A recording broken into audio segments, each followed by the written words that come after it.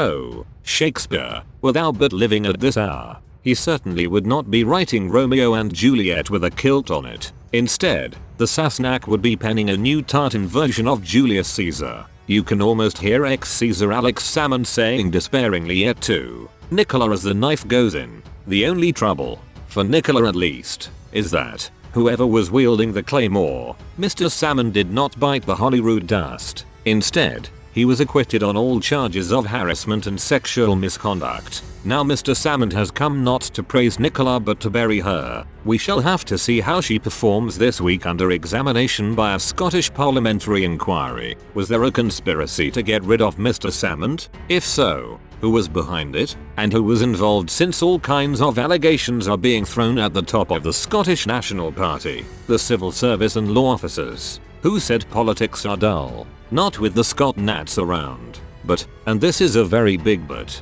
the current shenanigans are doing Scotland no good at all any more than his SNP rule. It is what happens when the ruling party in a democracy has an ineffective or no real opposition.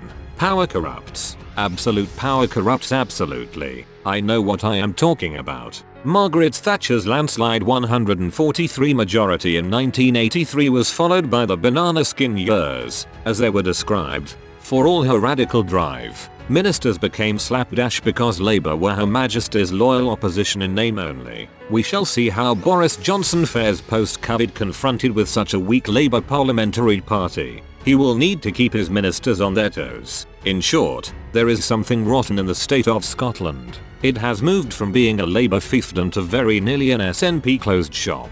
This is fundamentally unhealthy and is reflected in the deteriorating performance of the Scottish education system, its operation of the NHS and its oversight of law and order. Scotland badly needs a rip-roaring opposition that demonstrates a concern for the efficiency of its government rather than a preoccupation with demanding the holy grail of independence from the English, if not from a failing Europe. As it is increasingly becoming clear to the public, the SNP cannot even devise a consistent independence policy. They are a sitting duck for critics when they want to swap devolution within the UK for subservience to Brussels. Some might say they have lost their marbles, assuming they ever had any. On the other hand, some might say they are wily. They will just swap who to blame. For Westminster, read the Berlaymont HQ of the EU in Brussels. That would demonstrate ever more clearly why the UK has kissed goodbye to the EU. The majority of UK electors sought secession because the EU raised the serious question as to why we needed a Westminster Parliament when so many of our laws were framed by unelected officials abroad.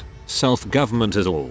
But now the Scots have it to a substantial degree. The SNP wants to swap overlords from Westminster to effectively the Franco-German axis. This leads to the inevitable question as to whether the Salmond-Sturgeon fracas will bring the Scots to their former canny senses. Has the row ironically arrived like the cavalry to damage the SNP in May's elections and so stymie its intention of holding its own referendum on joining the EU? This, I suppose, depends to some extent on the outcome of the current inquiry into the Salmond-Sturgeon battle. It also depends on how the once dominant Labour can regroup under their new leader, Anas Sarwar, and how the Tories, much despised north of the border, can make hay of SNP incompetence. One thing is for sure, the Scottish people have to sort themselves out, recognise the dangers of their position and demand a serious response from their politicians. The rest of the UK can take no satisfaction in the current mess, even if it helps to hold the UK together. To thrive, the UK needs a healthy, go-ahead democracy focused on people's needs in all its 4 nations or provinces. It is, to repeat, the sum of its parts. SNP skullduggery may be diverting, but it is also damaging to all Britons. We have enough on our plate conquering COVID, making a success of Brexit and repairing a pandemic-ravaged economy. The sooner the Edinburgh mess is sorted the better. As Shakespeare put it, the fault, dear Brutus, lies not within the stars but in ourselves, that we are underlings. Underlings they certainly would be if the EU would have them. It would be the ultimate irony if the SNP's warring tribes saved them from the ignominy from which the UK has just escaped.